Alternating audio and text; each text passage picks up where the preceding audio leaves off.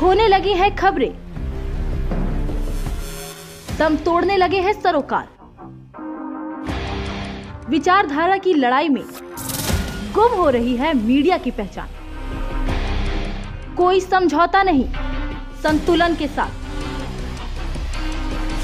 खबरों के सफर की नई शुरुआत। लाइव आसनसोल, भरोसा सच का।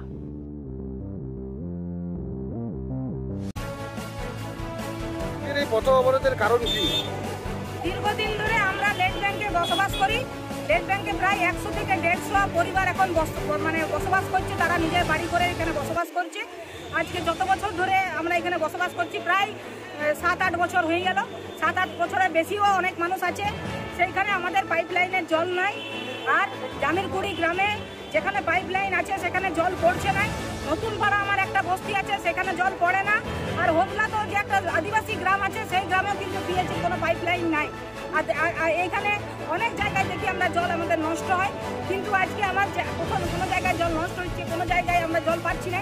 আমাদের সে নাই, আমাদের দাবি দেওয়া যাতে আমার এলাকায় খাবার জল ফেলা ছোটা কাপড় কাচার জল আমরা চাই না। আমরা শুধু খাবার জলটা চাই।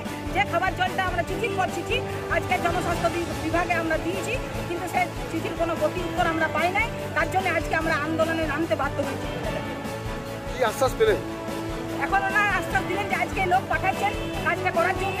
যদি আজকে ওনারা লোক পাঠান, আজকে যদি কাজ হয় তো ভালো, নয়তো আমরা 7 দিন দেখবো।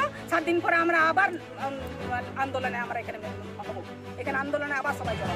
কি নাম আপনার? আমার নাম শিপ্রা মুখার্জি।